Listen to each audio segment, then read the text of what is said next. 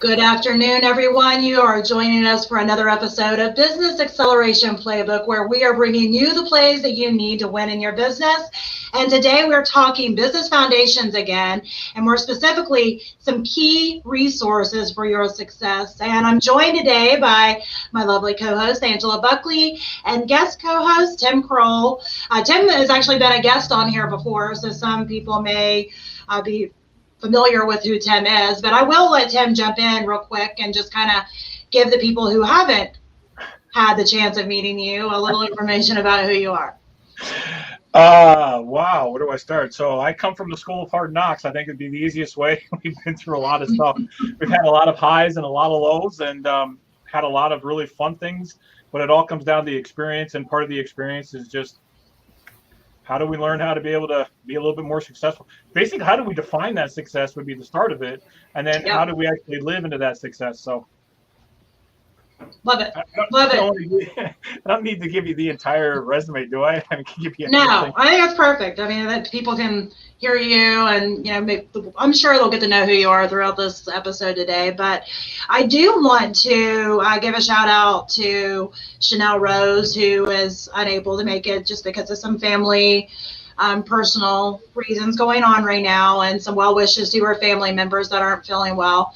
And also Stacy Price, I wanted to say great job on continuing with your challenge. For people who have been following that, Chanel's been ruthless too, which I absolutely love. I don't know, have you seen some of the stuff, Angela? Chanel Absolutely. just all of a sudden, oh yeah, so funny. She came out of the woodwork running. So. Yeah, she did. And I've been eating it up. And Stacy's been doing a great job at kind of rolling with the punches on keeping all of it going, because she kind of got thrown into this without really much warning. But she's been great. And Stacy says LOL, but she's logged in as us. So now we don't know who she is, but that's fine. But anyway, so anyway, but yeah, great job, Stacy. You're doing amazing. And today we are talking business foundations. So we started this season talking a little bit about just some basic foundational pieces to business ownership, entrepreneurship, which is kind of one and the same when you kind of dial them back. And one of those is, what are some resources? So we kind of, after we ended the show last week, we kind of went back and forth. Okay, how should we approach this resources show? And we had talked potentially about, giving some tools, but Chanel had mentioned, and I agree, and Angela, I know, agreed as well, that there are a lot of shows and a lot of places that kind of give you some tools that you can use. I mean, like Canva and Adobe and, all the things. So we will be doing a blog post on that. That way you can find some links to some tools to use. But we really wanted to dig into specific resources that you may not know exist or may not have tried to tap into. So that's kind of how we're going to dive into the show today. And I know Tim probably didn't have a whole lot of time, because we kind of like, hey, Tim, you can be the guest co-host. He's okay. But that's the good thing about being able to coach on a weekly basis. So I actually got some stuff up my sleeve. So we're all set. We're good. That's good. That's how we like it. So I mean, that's the thing. Whenever we come on these shows, we do want to bring you good, valuable information, but we also want to be who we are, be real. So I So I will. Angela, you haven't got to say anything because I've been talking the entire time. So I'll let you kind of start with maybe if you would have a resource that you want to go ahead and mention, and then we can kind of discuss a little bit about that. If not. No, thank you. One of not just one, I think a few of the things that we might miss when we really first get started with a business and a business idea is talking to our friends and family and not asking for permission, right? Like, be very careful about that. You're not asking, do they agree or disagree, but you're telling them that what I'm going forward with. And then make sure that if you're asking for people's feedback, that they're qualified to give that feedback. Or I suppose, and I've made that mistake as well, so please learn from that one. I didn't realize the difference between asking permission and asking for like truly qualified feedback. So understand that, but make sure that when you're talking that you're looking out to your local networking groups. And the way I found some of the networking groups that were around was looking at to get started, I looked at Eventbrite. I found that those tended to be truly more business oriented as opposed to some of the Facebook groups that I had found at the beginning. And mind you, this was 10 years ago or more. Anything that was happening on Facebook was a little more truly social, whereas I found more business oriented. Even if it was a $5 or $10 entrance fee to attend, there were more likely to be business owners who were able to make business decisions.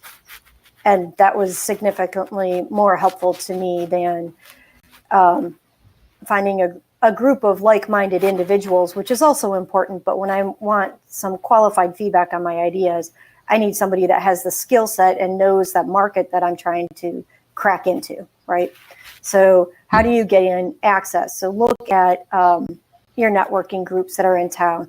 That includes meeting up with the people at your local co-hatch or WorkX, Workspace. Look at all of those co-share office places because they are frequently run by some sort of hub entrepreneurial support.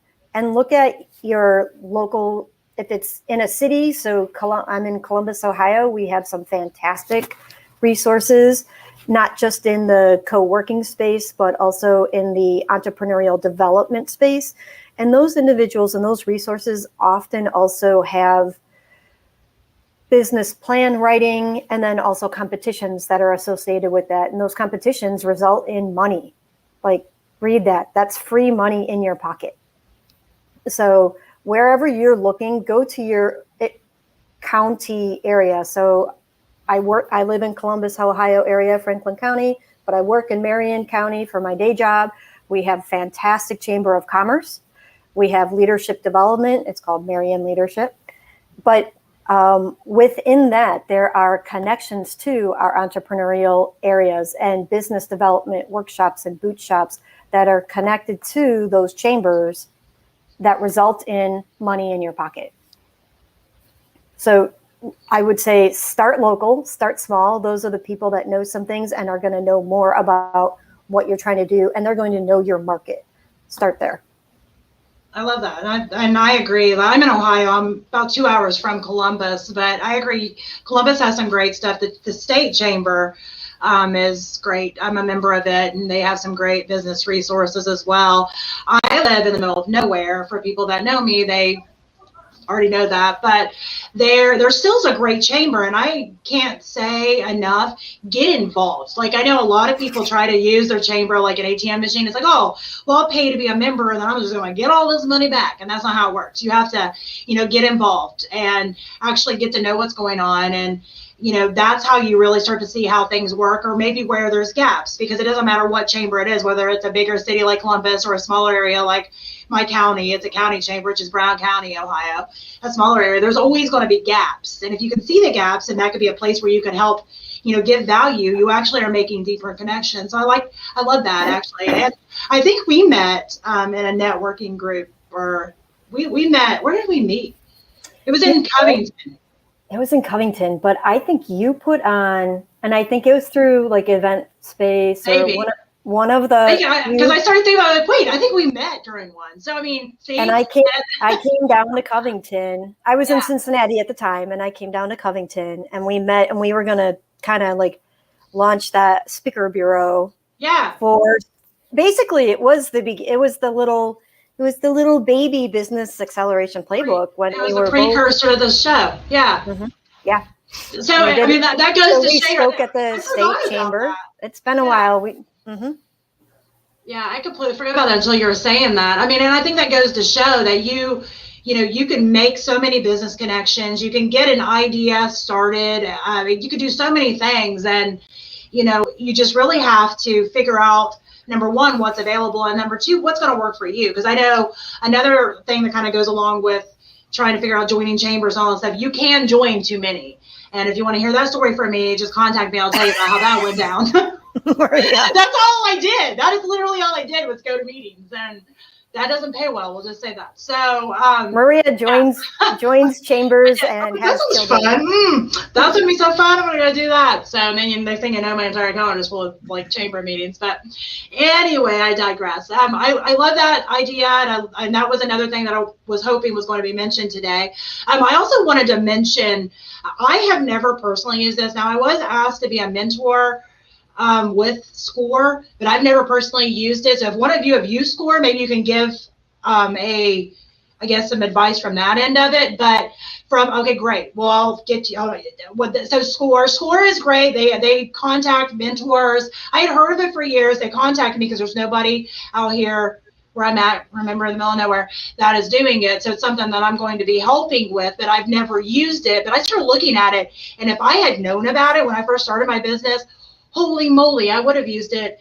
Tim, you said you did use it when you started your business, so you could probably give a whole lot more information on that than I can. Yeah, so not only did I use it, I was actually a member doing the mentoree type stuff with SCORE in Philadelphia area. And the amount of resources that they have, they'll help you basically start. If you have no idea what you want to do with your business, or if you even want to start a business, they'll help you with the beginning part of the formulation with your idea, all the way through to the fact that you have a complete business plan that you could take to the bank for funding.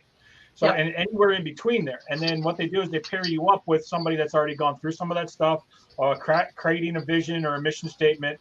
But it's a long process, and you stick with a mentor all the way through that entire process. So it's really good.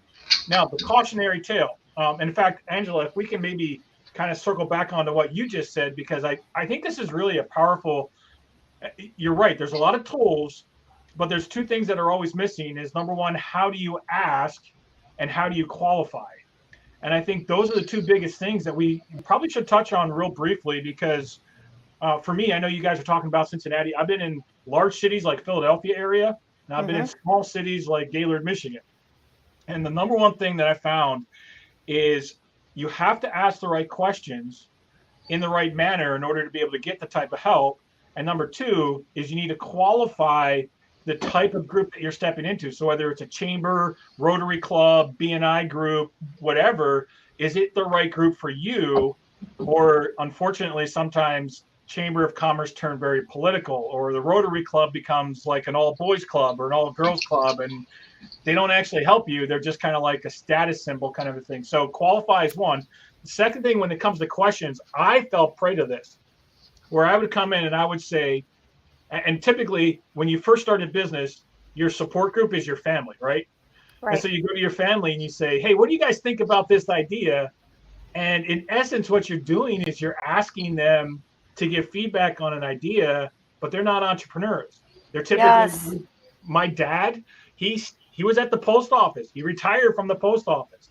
And so for a long time, he had a hard time understanding where my mindset was. And it wasn't until I was beyond my 40s that he finally said, oh, you'll figure it out. But every other time I come to him with an idea, he would say, you should get a job. You should go work for so-and-so. You should, that's his mindset, right? So asking the right questions is like what you said, Angela. It's not about asking permission. It's more of like, hey, I'm going to do this, and I'm asking for support, whether it's emotional support, whatever that kind of support is. It's just you have to make sure that you're asking those questions in the right way. I also have found for me that it was better for me to ignore the family and friends. I've had to do that at times, not from a mean way, but I've had to do that because I knew I wasn't going to get that. I think some of it is the fact, and again, part of it, especially with family, is you're looking for their confirmation. You're looking for them to say, yes, attaboy kind of a thing. And that's not where we should be looking for our value. And that's a whole rabbit trail that we could go down. Because, I just wanted to make sure and say that, because that's a very common question I see in all of the business groups I'm in. What do you do when your significant other doesn't support you? What do you do when your family doesn't support you? What do you do when your friends don't support you? And I'm usually one of the ones that comments and says, they're not your people, because 9.9 times out of 10, they're not your people. And yes, we all want the confirmation, the affirmation, and all that stuff. That's great.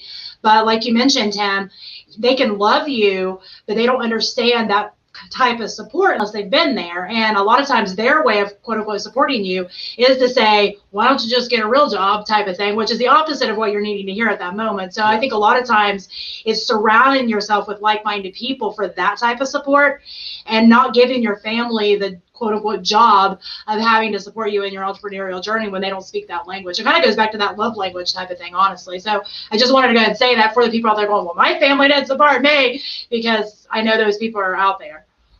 So I recently listened to a podcast with Trey Kaufman. It's called This Mosaic Life. And his guest was talking about all the different coaches she had. And she has a fun coach, a financial coach, a business coach, right? And I'm like, what? I mean, I have a couple coaches. I have some trainers. You know, when I'm doing my Team USA thing, I definitely have a physical trainer. It helps me out. And they're an expert in each one.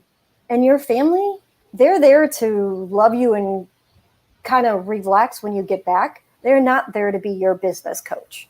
If you need a business coach, and truthfully, we all do, then Absolutely. you need to go get yourself a business coach and participate and be around in the right networking group that offers the type of coaching that you need, not in expecting your spouse to be your one-stop all. Absolutely. I love that. Can I share a quick story in regards to this? Because it's important, so important to be able to pick who you're talking to about stuff, because I just had a business owner, and he travels around and he does a whole bunch of different shows, and he sells merchandise at these shows. He was at a show recently and did very well. In fact, he made $14,000 in gross at a 2-day show, which is really, really good for a show. And so he's really, really happy. He got out in the parking lot and he was robbed. No. Everything that he did in the 2 days was completely gone. I mean, you could tell how heartsick he was, right? I mean, like you just feel that as a business owner. He was talking to somebody else, and they had the audacity to say, and get this, they had the audacity to say, well, that person needed it more than you did. And I was just in so much pain for the guy, because I was just like, I know how that feels, because he's poured his blood, his sweat, his tears. He's had investments into like hours and hours and hours, and then to lose 14 grand in that quick of a time frame, and somebody to kind of just minimalize it like that. It is so important to be careful to pick this group and to qualify your group so that they understand what you invested to be able to get to that point. Most people will have no concept of that. Most families will never understand how to bring in $14,000. That $14,000 was going to support him for the next 2 months. It wasn't like he's not made of money, you know. It's like you have to be so careful on picking and qualifying the groups that you're involved with. Absolutely. Yeah. I think, and that's my heart broke, because as soon as you said that, I was like, oh my gosh, because it doesn't matter if it was 1,400, 14,000, or 14 million. You know, the point of that is that, like you mentioned, he poured his everything into it. And I think that's the big picture here when you're talking about finding your people, finding your tribe, finding your support group, you know, your coaches. They do need to be able to understand what all goes into starting a business. It's not easy. It's definitely not for everyone. It's not fun every day. You know, it's something that some days, I mean, there's days where I'm like, yes, you know, I had a good day, feeling good about it. There's days where I'm like, why am I doing this? And I'm like looking at the people flagging the traffic going, you know, they got it made. They clock out. They don't think about it again until they clock back in.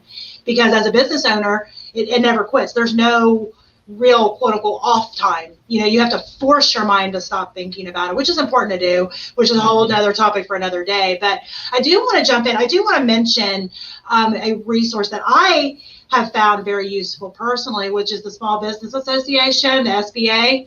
And they have a lot of programs available for all types of businesses, you know, women-owned businesses, small rural areas. You know, they have different types of funding and all that.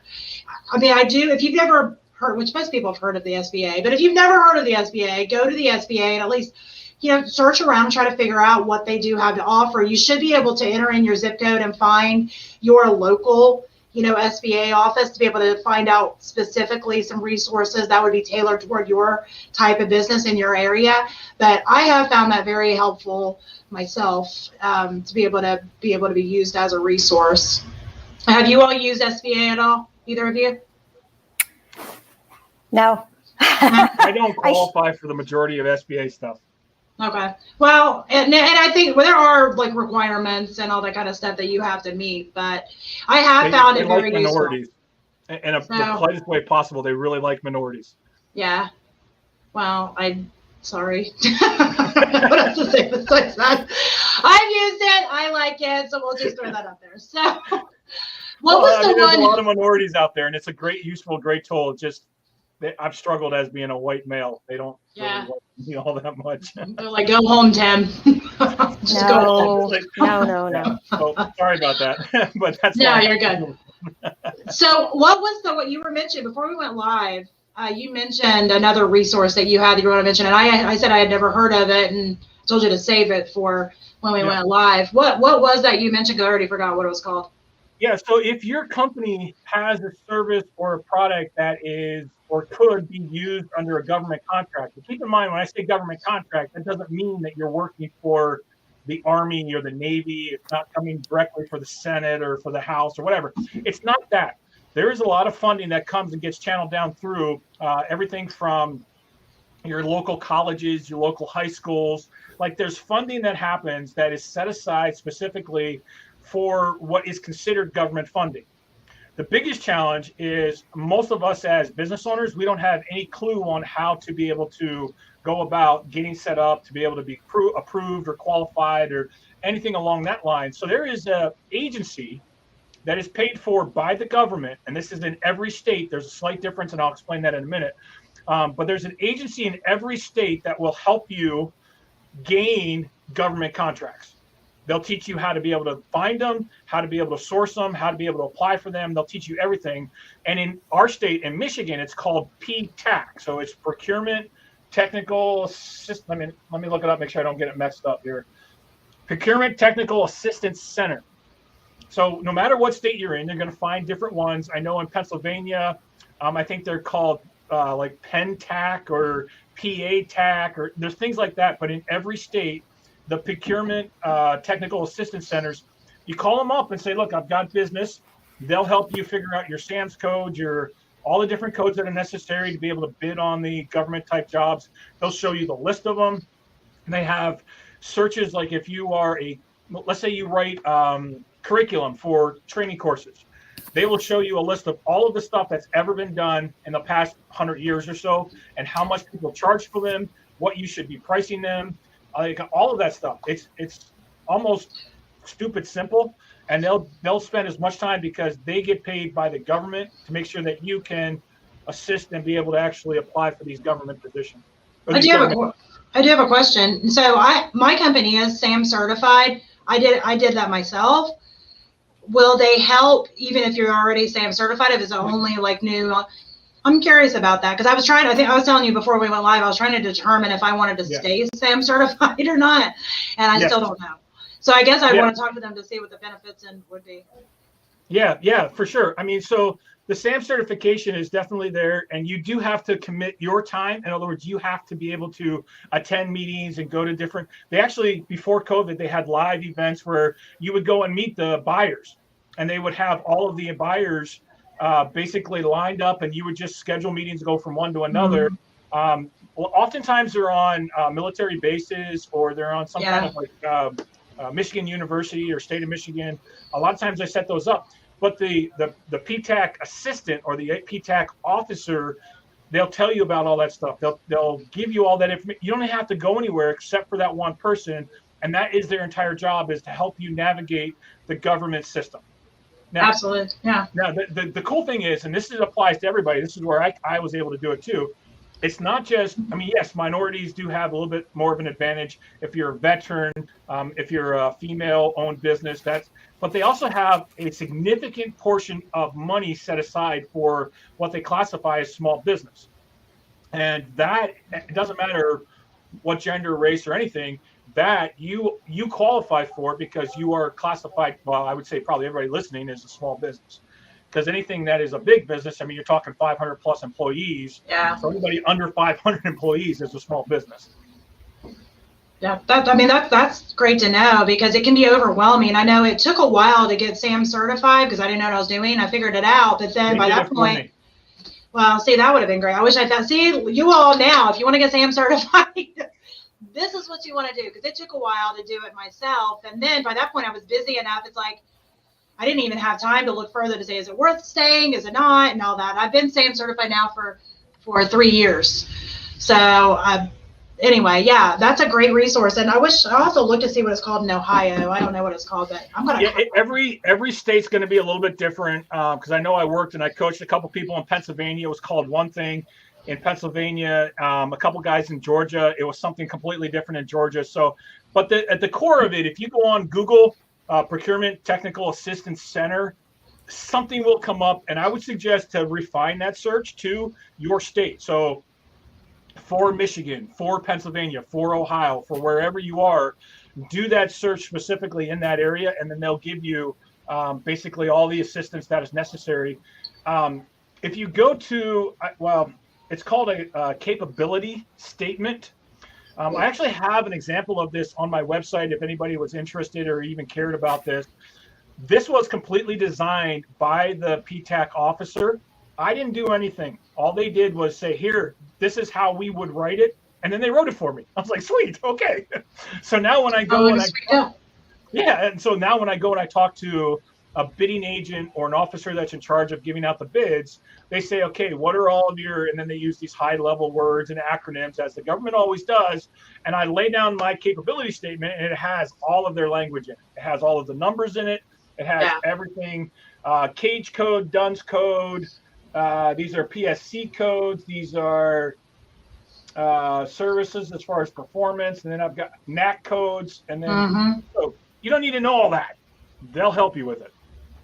Yeah, don't be like Maria. Don't figure it out for weeks and weeks yourself. Be like Tim and call your local, what did you say, PTAC agency. Stacy, if you're bored, you can look and see what mine is in Ohio. Just saying. PTAC. PTAC. Is it still PTAC? Oh, yep. Great, Angela. She's already on it. I'll have to look that up. Because I'm going to be like, okay, I need your help now. There's actually even a Southern Ohio special office. So you might get, because of your location, you might get some extra help being the Southern Ohio weakness that you have down there. We do have some weakness down here, but I'm trying to make a difference on that. And I think that that's another thing to say is that if you can't find anything, make something, start something, because I live in the middle of nowhere. We have one stoplight here, and the building that I have is a co-working space. You know what I mean? I didn't have a co-working space, so I made a co-working space. You can kind of make something yourself. And even if you're starting out of your home, there's schedule meetups, go to a local coffee shop or meet in your basement, whatever. Just make sure it's not a creepy basement because that's kind of scary. After I said that, I was like, basement might be out. But your living room, how about your living room? That sounds a little better. Create a she shed in the back for meetings. There you go. Create a she shed in your back. I want a she shed.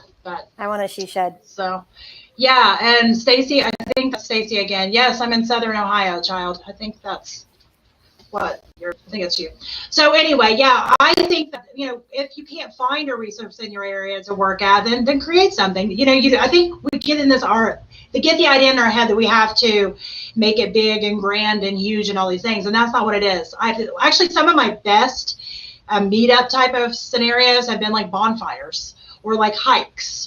Or, something that was not, uber professional business, oriented, but we still had great business discussions and we made great business connections. So I just wanted to don't underestimate the power of that. I think this is, as far as like foundational type things and resources, that was a mistake I made at the early part of my career was thinking that I had to do this all by myself. And I didn't cultivate the relationships or the really tight and just recently, I would say within the last 3 years, I've understood the power of cultivating those friendships. And so now I meet with a guy once every Friday, and call it accountability, call it friendship, we've met over campfires, but that one relationship has been more impactful for me than literally anything else that I've done in my life. Absolutely. I couldn't agree more. And, I think, early on for me, that was a similar issue. I thought, number one, I had to be super professional, Maria, all the times. And you all know me pretty well. I'm not what you would consider all the time. We were professional. So I thought that I had to be. So I had to broadcast this all the time, which was honestly exhausting. And then I also thought that I couldn't ask for help. I couldn't ask for help because I was going to show weakness. And if I'm trying to get somebody's business, I can't show weakness. But what I found is it's actually the opposite. You know, the vulnerability has allowed me to make better connections. The fact that I have a crazy, quirky side of my personality, some people hate it, and that's fine. They go to other people, but some people like it. You know, they like that I have a crazy, quirky personality because they have one too. And so we connect and we're able to do business together. So, or become lifelong friends. And you have no idea how much I'm holding in right now because I'm just like, go ahead. I was watching and it looked like your smoke was coming. Just saying, it's like, fine. Yeah, that's my thing. Yeah. So, all right, we'll keep moving. So yeah, but don't think that you have to have, the 3-piece suit, the skyrise meetings, all these ideas that we get in our minds when we start a business a lot of times, just start where your feet are planted, start where they're planted. And if right now you're working out of your house and the only thing that you have to offer somebody for a business meeting is, a cup of coffee and a great discussion about, planning your business, then great, because you're going to attract those people that is going to be exactly what they're looking for too. So, and I think that's, an important thing to say when we're talking about resources, because, some people have a lot of resources naturally and some people have none. And, you can still make something happen no matter where your feet are planted right now. So I did want to go ahead and throw that out there because I do know there's a lot of people out there that probably have that in their mind. Well, I would love to do that, but I can't because ... But you can. You absolutely can. So I also, while we're on that topic, right, bringing it back a little bit to the different types of resources, I think that an opportunity that many entrepreneurs have, they start with really good ideas, but they don't always have the solid business background. So if you're just even thinking about entering in the market, spend some time on Marketplace, right? Marketplace.org. It's on NPR. They have their blogs. They have, obviously, their daily news shows. But if you really pay attention, they have that Econ Extra Credit system. And that's an entire series of basically how to get smart about your finances. Understanding, I know I talked a little bit about that with the 5S'ing and what do you need, what don't you need, and how does that all put together, and abusing a tool from a different area to use it for this analogy because it works. But they talk about all of those things in a different manner. And I think anytime we can learn about the same topic, maybe from 2 or 3 different approaches, we absorb more of it. And then you can see, oh, hey, this is going to really start resonating for where I am in my journey, understanding that some of us weren't born with silver spoons in our mouth, right? Like some of us do really have to pull it up from our own bootstraps. But is it from your own bootstraps? Or are you also going to be working and having other people, even if it's cheering, right? That networking again. There's opportunities out there. Some of it is free. And when you're done with the free or you're overwhelmed by the free, make sure you get the right coach. But I just wanted to toss that out there as one of the resources that's really accessible and also reliable. So sometimes when you have free things, you get what you pay for. So be aware. But that's a resource that's worth looking at. And I think right now they may even be running some competitions for some money as well. Absolutely. I love Marketplace. I think that's a good one. And it made me think, I wasn't even going to mention this one, but when you said that, I also love LinkedIn Learning. I love LinkedIn Learning. Now, it's not free, but it's super cheap. And I love to get on there and you can, get little certificates that get added to your LinkedIn profile. And not anymore. Oh, you can't anymore? No, it doesn't go to your profile anymore. Sorry. Well, dang it, LinkedIn. That made me happy. It was like a game. I got my check mark. That's my form of gaming. So I'm not a big gamer. Dang it. Yeah. So anyway, that was a good perk, but I guess it's still good. They have really good information on there that's, tangible. A lot of it's like you can literally put to work in your business right away. And I really love that. I even had, I sent some stuff to my daughter who's starting to work for me some, my oldest, and just to be able to learn some specific things because it's easier than redoing the training. I was like, okay, this is exactly how we do it. So get on here and watch this.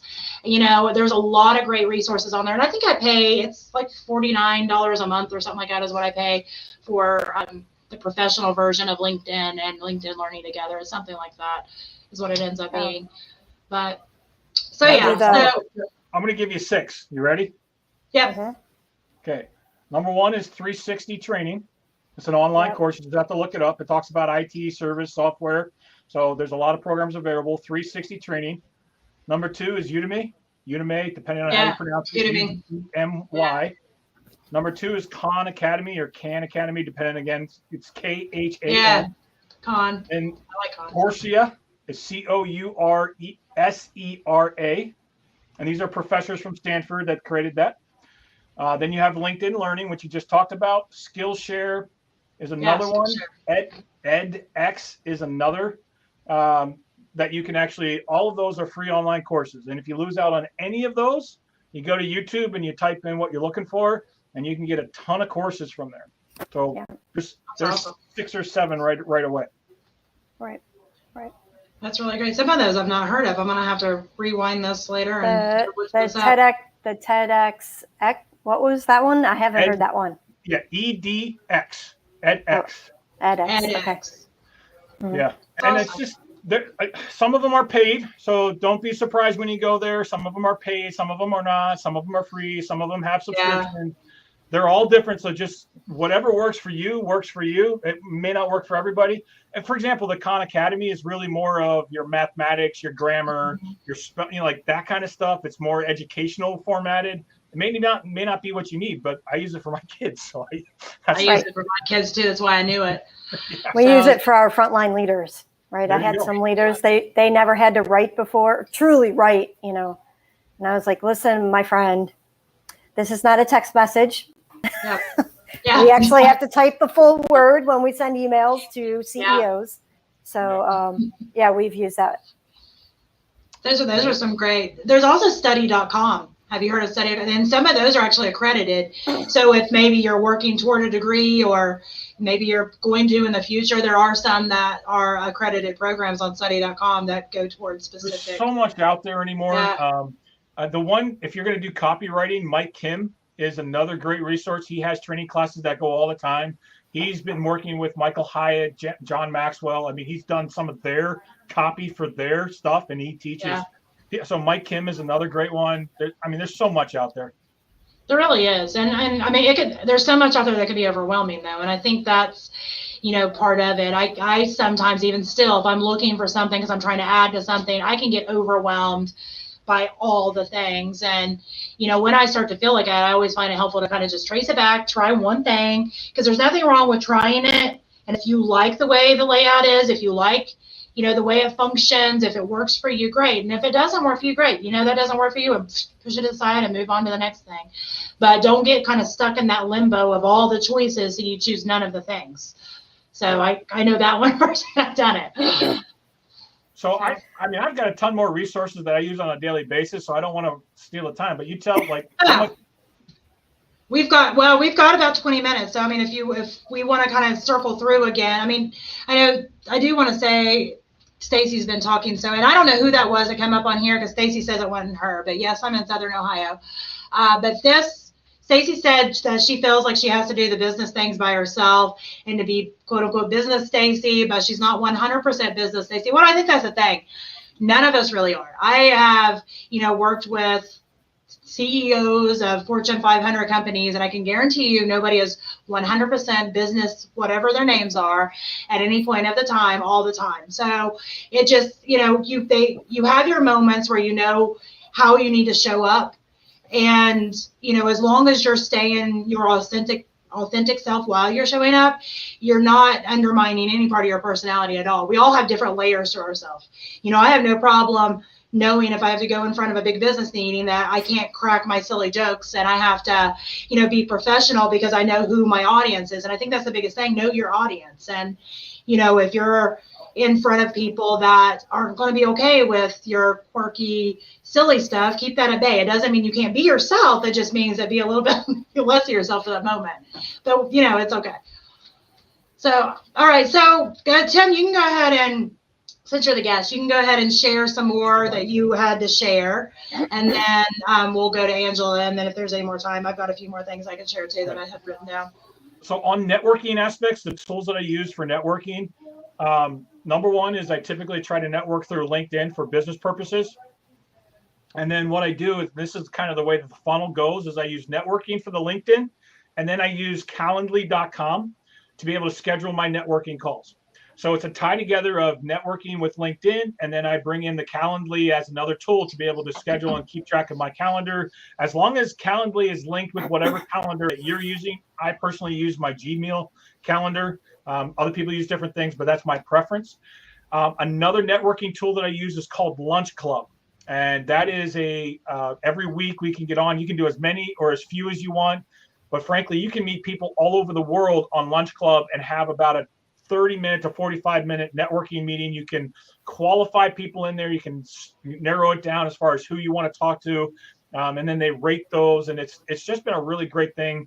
I send Stacy an invite as far as that way if people want to get on, you have to be invited. I don't know why they do it that way, but that's the way it is. So, but Lunch Club is another great source. And then the last one is just making sure that you find good people that can work on, whether it's your website, whether you're on WordPress, Square, whatever it is that you're using, just make sure you find good people that can work on that, because that's not my area of talent. I just found people. Absolutely. Well, and I think that's an important thing to kind of point out too, is that if it's not your sweet spot, then, and you're like spinning your wheels on it, like bookkeeping is not mine. I tried to do my own books, quote unquote, tried to do my own books, and my accountant has said, never again, don't touch the Maria. So there's certain things that, if you're not great at it, find somebody else that is able to do it. And then also, like, when you're networking, sometimes you can barter things out. I've bartered things out in the past. Those are some other ways of kind of utilizing your resources. When you're first starting out, you have obviously very few dollars to work with in your budget to be able to do things. So working within these mastermind groups, these networking groups, you're able to kind of help each other with a lot of things that normally would cost you a lot of money. It's important when we're talking about bookkeeping. It's important to note that there's a difference between a bookkeeper and an accountant. The accountant is the guy that does your taxes at the end of the year, but he doesn't necessarily keep track of every transaction that's going on. A bookkeeper will keep track of all of the transactions that are happening, and then they'll let you know before the end of the year, like, oh crap, I need to make more money, or I need to spend more money, or whatever. The bookkeeper will keep you on track. So it's really an important difference between the accountant and the bookkeeper. And some like mine does both. So I have it's a CPA firm, so they have bookkeepers within. And then my CPA actually does my taxes. Yep. But yes, that is I'm glad that you did point that out, because I didn't realize that. Yeah. Like early on, I had no idea. And I also thought books were just like you did your check register. I had no idea all the things you had to do. It was ridiculously expensive to go backwards and have to fix all of that. It's definitely cheaper to go ahead and have somebody to do it right away if you don't know what you're doing. That's for sure. Okay. My last one, and then I'll shut up for the rest of the time, maybe. You don't have to shut up. Maybe. I use this company for thank you cards. Forward. Say it with gratitude. Oh. Let's see if I can get it right there on the bottom. Say it with gratitude.com. Say it with gratitude. Okay. I just seen hug it forward. Yeah. So then they print my logo and the really cool thing is they give a portion of these proceeds back to whatever charity. You see on the back, there's actually they talk about the charity that this is going towards, which is Hug It Forward. I like that. So they actually, every time that you purchase their cards, and I've got stacks of them, these are what I send out, and then it's just blank on the inside so I can write it. But this is another great resource that I do, because it creates the customer touch and the interaction on a level that most people miss. Most people, you get excited when you get a letter or something in the mail. But this is something that's really, really important to be able to establish a great customer relationship. All right, I'm done. I'll have to look into that company, because I actually was getting ready to order more cards, but I'll look into your company as well. So I'll have to get that info from you, because I already forgot the name of it. Say it with gratitude. Say it with gratitude. I keep remembering Hug It Forward, so that was more prominent to me. That's stuck in my head. So, okay, say it with gratitude. I'll try to remember that, but I won't. But we'll try. So, all right, Angela, what are some things that you still have to? I wanted to make sure that you had time to give some more of your insights. My insights. Your insights. your genius insights? I think the other thing, especially around some of the networking and some of the other things we're talking about, because I have to represent Rose when she's gone, right? So grant writers, free money, right? Whatever you spend your time on as far as make friends with grant writers. They know when grants are due. They know when grants are coming up, understand your industry, and that can launch your business. Truly 2 years of funding, that's amazing, right? Like to have that sort of stability right when you're starting out, and then you have a feather in your cap right away. There's automatically, by asking for help, you're actually marketing yourself a little bit as well. You're making yourself better. You're spreading some of that money around that you're getting, but also you're marketing because people are saying, hey, I have this person, and that networking part associated with working with an expert. So look in your local networks, again, also for grant writers who really know their business, because they will help you help yourself. I love that. And I need a grant writer friend. So if you're a grant writer and want to be my friend, I have some names. okay. I need friends. In Columbus. I think actually you'd probably get along quite well. Good. Well, then we can be friends because I have been looking for one anyway. So give me your friends. So I'm okay. Give me your friends. Give me I'm your not friends. giving my friends, but I will share with you. Okay. Share with me. I'm good with that. I share. All right. So that was good. Do you have I'll more? share Lego with you. Lego. Tim's always good for a good Lego. Tim, did you see the Adidas tennis shoe? I thought it might show up in your, well. Oh, is that a lot of money? They're not anymore. I just want to say they're not any more than any of the running shoes that I train in. Very, very true. But your running shoes that you train in have something more than just a logo. They actually do something for you. The other ones are just a logo. So those could do something for you. It's like marketing. I feel like that's a business need. And I'm sure your accountant would be like, this is marketing. I think in Tim's case, for anybody who doesn't know Tim yet, Tim is a Lego master, right? And Tim gets to go around and show people how to do Legos. And he's got this great activity going on with his nearly adult son, right? Yeah, he's 19, so yeah, he's considered an adult. Okay, he's an adult now. Quotation marks. We use quotation marks. Yeah. That's how my 19-year-old is. And on that note, if you want to see us this weekend in Indianapolis and you want to make the drive over, we'll be there. We're going to be doing an event, and then we'll be in Fort Wayne the weekend after that. So, and then Milwaukee. So we'll be all around. Okay. Yeah. Stacy, if you've got those links, if you want to pop those in the comments, that way people can find out more about what all Tim's doing. It's super exciting. And I've been excited watching you be able to share your love of Legos that I do not have. I do not have a love of Legos. I've stepped on a lot of Legos. My husband has stepped on lots of Legos. Legos are not something that I can say that I love Legos, but I love watching you love Legos. So that helps. Yeah. So Maria, and I have to say this just because of all the people that are watching are Lego fans. We're not allowed to call it Legos. It has to be Lego because Lego is not Lego. But for everybody else, just keep calling it Legos. It's okay. I'm totally fine. It's all right. I say Legos. Well, I also don't. I didn't. I think you've corrected me a couple other times, but I'm never gonna. It's totally fine. It's totally fine. Lego my ego. Lego, thank you. Lego, I'm not going to remember, so it's fine. Tim, I'm not going to make it. I will not see you because I will be over at the Swiss Festival. We're going to have about 15 Alphorns this weekend performing in front of the world's largest cuckoo clock. Where's that at? Sugar Creek, Ohio. Oh, I know where that is. Occasionally, if you go to the Swiss Embassy Facebook page, you will, the Swiss Embassy in the United States, right?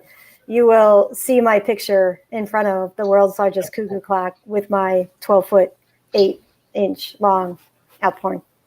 We actually, our very first build on Lego Masters was an Alpen-themed clock. It was based on that. Why didn't you have me? I could have been playing music in the background for you. We would have been. There probably was. One of those minifigures, I'm sure, was you. That was right on the base of that. You were right there. Just Angela. That's great. You'll have There's not that many of us around, so you know. Well, this weekend I will be doing nothing cool like that, so now I just feel left out, but that's fine. You just bring your kids to come join us. No, we have the county fair going on around here, Okay. which means nothing to most people, but it is a way of life where I live. School shuts down, life shuts down. That's the fair here, so we'll be going to the fair. Good. But yeah. All right, so back to some resources real quick. I did have in here that I wanted to mention that, so we mentioned that one. See, B Plan. So bplans.com. I have used that before, and they have sample, business plans that you can download and use. They've got like elevator pitch guidelines. They've got lots of blog articles and stuff that you can read. I like that. That was something I used early on, and I have a lot of clients now that still have utilized it. So that's another one. It's just the letter B and then plans, plans.com. So that was another one I wanted to make sure and mention. But did you two have anything else you wanted to make sure and get out there? Trello. Yeah, I love Trello. Trello Those are some tools. Yeah. Yeah, Trello is probably the best project planning tool that I've ever used, and it's free for 10 boards, and most people will never go above 10 boards. So Trello, Trello, it's an awesome planning system. It's based off of Scrum. So if you don't know what Scrum is, you have to go look up Scrum, but it's based off of Scrum where you move things across the board. So that's how you manage your project. Yeah, I love Trello. I echo that. And there's a lot more tools that I love, and there's a lot more that I've tried in the past I can tell you to stay away from. But like I said, that's too much. We're at 153 right now, so too much to go into today. But we will drop that into a blog post coming up soon. Yeah, I would say ask the questions, because there's stuff that's great for services and terrible for products. There's stuff that's great for products and terrible for service businesses. So ask what is for you, like what's your service, what is your business, and then ask on that basis. And then, because I can give you like 20 different platforms that you could put products on, but you don't want to use that for service businesses. You want to go in a different route for services. Absolutely. For example, Trello doesn't work for me. I use Smartsheet. It's such a comprehensive, but it's expensive, but it's comprehensive. It's Gantt charting. It's project management. It's so much more, but it is worth every penny for what I do and for the type of engineers that I'm working with and my primary target clientele, right? Like, it's fantastic. Trello is good, but it doesn't meet the needs of my people here. Yeah. And I think that's that's important to understand. Right, exactly. Yeah, Maria, you use Monday, right? Monday.com. I do. Yeah, I use Trello for anything that's personal, like Maria's brain dump. I use Trello for that. And then for anything that's like for my company, my employees, yes, I use Monday because it's project management. And, I agree with what you said, Angela, I love Trello, but it's a little bit harder if you're working with a lot of people than Monday is to be able to get things the way that they need to be. I prefer Monday over Trello for team, a larger team. Or actually even on an ongoing basis. See, I use Trello for a one-time event. Like if we're just doing one project that has a specific timeline and a list of things, that's where I use Trello. It's because it's a one-time event. And I do love Trello. I do. I use Trello for a lot of my own stuff, or like if I've got another business idea, because I've talked before about how I give myself a limit on what I'm allowed to work on at one time because I come up with all the ideas all the time. But when I have another business idea, I keep it there. So that way it's out of my head. It's on there. It goes on the later, board. And then if I decide later that I don't want to do it, then it can just get easily archived. But yeah, I use Trello for my own, almost like a bullet journaling style project management, but I also use a bullet journal. Again, you have to figure out what works for you, because I have different things that I use for different purposes, which I'd say most people do. And, it's come from years of doing this at this point, figuring out, okay, well, everybody says to use this, but when I use this, I feel like I'm beating my head against a wall. Well, it's probably not the best fit for me. If you're not going to utilize it properly, you're better off not using it at all. And I think that, it's okay if, even somebody that you idolize uses a specific resource and it just doesn't work for you. You just don't like it. And maybe you don't even know why you don't like it. You just don't like it. That's okay. There's plenty of resources out there that you can try other things and see what fits. Right. 100%. When I do, I have my funny little outpouring business. My music type things, I use Oaya. It used to be Drop Task because it's just nothing that we do for that group is linear. But then Smartsheet is 100% linear. So using the right tool for the right task for the right people that you're working with, that's the hallmark of a really strong leader. Understanding their strengths and weaknesses and what that communication method needs to be. If I tried to force my music guys into linear thinking, I think we'd have meltdowns. Oh, yeah. But if I tried to put my engineers into what I don't even know how to say it, Oyoa, formerly Drop Task, it does, it's awesome, right? Like they would have a complete meltdown too. They're like, there's no organization. But each one of them, they love it. So use the tool that works for the project you're working on. Use the tool that's engaging with the people that you're trying to engage. Remove obstacles. That's what we do. We empower people. We understand their needs. We listen to their needs and give them the tools that will help them move forward in their path to their journey. That's like, let's sum up leadership and entrepreneurship in general right there. No, I love that. And I think that's a good point to make because I have worked, with teams. I've been on both ends of that. I've worked with 4 companies in the past that tried to force us all into something that there was no way none of us were ever going to do. And, there's certain programs that I really like that, if my employees aren't going to use it, there's no point in trying to force it. That's saying you can't shove a square peg into a round hole because you can't, it's not going to work ever. Yep. So I love that. I think that's really good advice and great to mention. I guess before we go, because we've got like 2 minutes left, I do want to let Tim, I know you've already mentioned some of the stuff that you've got coming up, but you can tell people a little bit about where they can find you and some other things about you. And then Angela, I'll let you do the same thing before we end. Yeah, so the easiest thing is to get in touch with me. I wasn't ready for this. I wasn't expecting to. Sorry. So the biggest thing is this, and this is my brand. It's called Building Blocks. And the core of this is to be able to have building blocks for your family, for your business, for your personal life. And to sum it up is I make business personal. Because if you don't make business personal, you're going to implode at some point in time. You can have the biggest, the best, you can make tons of money, but you're going to implode at some point in time if you don't take care of yourself personally. So that sums up a lot of it. So the way to connect is through social media. I've got Building Blocks, which is a Facebook group that's free to join. I've got Brick Dads, interesting in being able to connect with your kids a little bit more. It's a couple of us Lego Master Dads. Instagram, I'm constantly putting out different information. And then I do events, and in the events, and then this is where I really love this, is we do Build Challenge where parents have to build with their kids.